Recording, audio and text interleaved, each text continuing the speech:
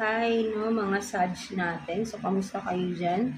Sagittarius, no? So, let's see anong current situation ninyo ng person on your mind, no, mga Sagittarius natin, no? Tignan natin, no?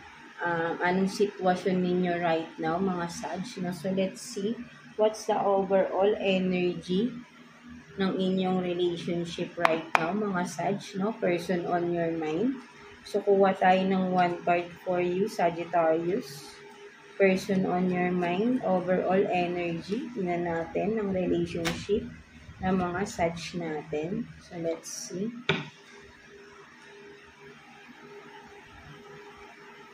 So, you have this Queen of Pentacles, no? So, for some of you, nakikita ko rito ng mga Sag is sabihin natin overall energy is full of hope, no? Kung nakikita mo rito may star sa likod, no? Parang may mga wini-wish na sana mangyari, no? Parang ayun yung nakikita ko rito, no? Parang sana parang may ganun na sana ito, sana ganito, no? Parang ganun, no? Parang hoping, no? Ayun yung nakikita ko rito, no? For some of you Sagittarius natin.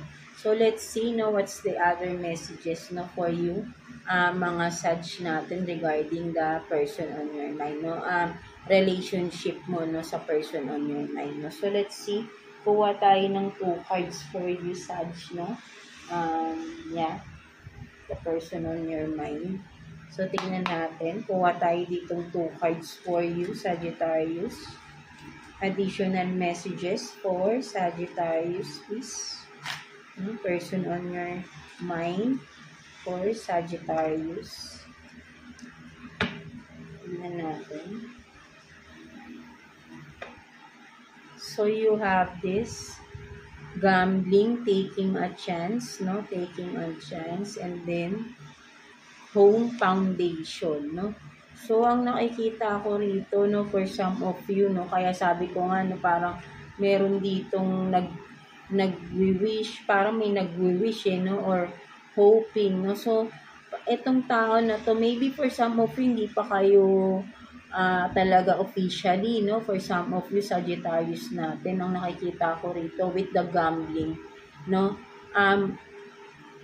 This person, no, ready to take risk, no? Or both of you, no, parang wants to take the risk, no, and build a foundation with the home here, no? Kumbaga parang whatever it takes, no, parang ipupurso ko tong connection natin, no? At gusto kong bumuo ng pamilya with you, no? Something like that, no? With the home here, dito, no? Sa nakikita ko, no?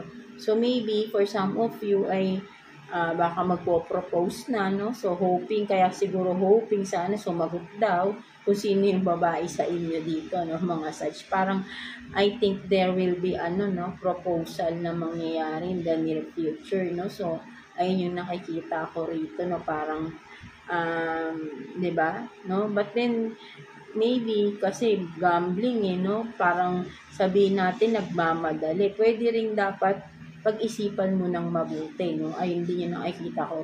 Wag susugod agad-agad, no, kung ano man ito, no? Kung halimbawa magpo-propose, no, ay sabihin niyo munang pag-isipan nating mabuti kung baka kailangan both of you stable na kayo kasi baka mahirapan din kayo, no? Or baka naman biglang may dahilan lang iba kaya bigla-bigla ay magte-take risk itong tao na to, no? For some of you, Sag, at biglang magpo-propose dahil baka may tinatakasan tong iba, no? So, be careful din, no? Kailangan talaga maging wise din kayo, no? Kapag ano. But then, kung matagal mo nang kilala yung person mo, no? Ay why not, no? Kung alam mo naman na background niya and alam mo namang stable na, no? So, ikaw siguro yung magte-take risk na tatanggapin mo, no? Because, of course, you want to be together, no? You want to have this, build a home, no? The foundation, of course, no? Para sa bubuin yung pamilya, no? So, for some of you. So, there will be a proposal, no? Na mangyayari, no? For some of you, no? Kaya pala parang may hoping, no? Sabi ko nga kanina. No? So, let's see, no? Kuha pa tayo ng additional messages for you, mga Sagittarius natin. So, kuha tayo ng 2 cards for you, Sag. Tingnan natin. 2 cards for Sagittarius, additional messages for Sagittarius. Let's see. So, you have this Ace of Wands and then 10 of Cups in reverse. No, so ang nakikita ko nga talaga, no, parang magmamadali lang, no. So maybe talaga kung magpo-propose tong person na ito sa inyo, or kung ikaw man to, Sag, no, ay parang nagmamadali, no, with the Ace of Wands here, no. Sabihin natin na kasi ano no, parang hindi pa to yung, sabihin natin, passionate naman yung person, but then hindi ko nakikitang no, parang baka may ibang dahilan bakit siya magra-rush, no, with the 10 of Cups in reverse here, no, hindi baka sabihin niya, hindi ang nakikita ko kasi, kaya pala sabihin natin itong kaninang cards ninyo is may lumabas na rin na no, gambling, no, taking a risk, no. Parang may paglilim lang na gagawin pala itong person na to, no. Sabihin natin ganyan, no, for some of you, no. So, kumbaga parang baka may family na to, no. Sa iba, pwede rin, no. Kaya iiwanan lang niya, no. Iiwanan niya yun para, diba? Or sabihin natin na with the 10 of Cups in reverse, no, pwede rin na may tinatakasan siya, no, something like that. That's why parang nagra-rush siya towards you, no, mga Sag, no, para makatakas, no, something like that, no, parang yun yung nakikita ko rito. Kaya gambling, taking a risk, no, pwede ring sabihin natin literal na mahilig magsugal ito, no, at ikaw yung nakikita niyang solusyon, no. Baka uuto-utuin ka ng person na ito, right? No? Kasi with the Queen of Pentacles, no, ang nakikita ko rito for some of you, may pera ka. Diba? So, isa rin sa nagiging dahilan, that's why parang bakit nagmamadali itong tao na ito na maging makasama ka, to be with you, magpo-propose, no, something like that, kung ano man, no, parang nagmamadali siya, no. Yun pala, parang mas malinaw na nakikita ko ito, may gusto lang siyang makuha, or may ibang hinahangad siya, no, meron siyang tinatakasan for some of you, meron siyang hidden agenda, yun nga, ikaw yung nakikita niyang solusyon doon sa mga problema niya, or yung isa naman may tatakasan siyang family, no, or sabihin natin tatakasan niyang may nabuntis, no. Maraming aspects no, na pwedeng maging reason, no, kasi hindi mo, lalo na kung kaya sabi ko nga dapat kilala nyo, no, bago kayo makipag-commit sa isang tao, di ba? So mahirap na, no, lalo na kung ganito lang, no, with the Ace of Wands, no, parang sabihin natin baka online nyo lang to nakilala, no, at agad-agad, no. So mahirap yan, no, maraming napapahamak sa ganyan, di ba? So magaling magsalita, yung pala may hidden agenda na, 'di ba? So kailangan kilalanin niyo mabuti yung tao bago kayo. Tsaka isa pa, lalo na kung sa online niyo lang yan nakikilala, no, ay kailangan wag kayo agad-agad nagbibigay ng Kaya nga better yet, no, maging private kayo, lalo na sa mga niyo, no, 'di ba?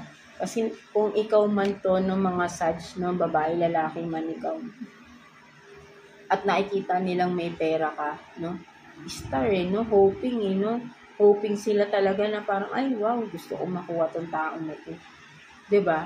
Kasi nga nakikita nila may makukuha sila sa iyo, 'di ba?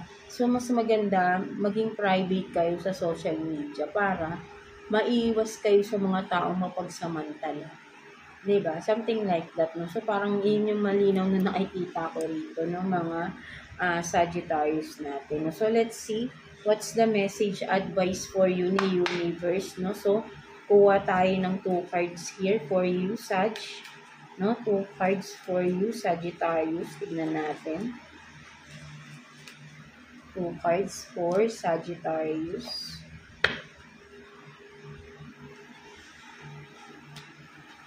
So, unconscious game, and then jar of dreams, no? So, ang nakikita ko talaga rito, no, with the unconscious game here, no, mga Sag, no, talagang, kaya sabi ko kanina, mag-ingat kayo sa mga tao na nakikilala ninyo, no, with the unconscious games here, no, kumbaga, hindi mo alam talaga, no, na ginagawan ka na ng hindi or sabihin natin na niloloko ka na, or sabihin natin na pwede kang dalhin sa ganito, no, yung iba-backstab ka nang wala kang kaalam-alam, no? Kasi nga, buong tiwala ka dun sa tao, di ba? Something like that, no? So, ayun yung nakikita ko rito, no? Huwag mong sirain yung mga pangarap mo. Kumbaga, with this, no, kung halimbawa man lang na, di ba, wag naman sana, no? Malaki yung mawawala sa'yo, no? Yung dreams mo. Yung hindi man dreams, no? Yung mga pinaghirapan mo na meron ka ngayon. Di ba? Of course, yan yung dream mo before pa, di ba? Na ma-achieve mo yung ganyang buhay. No? But then, kapag nakapasok itong tao na to sa buhay mo, no? Sagittarius, no? With this unconscious game, no?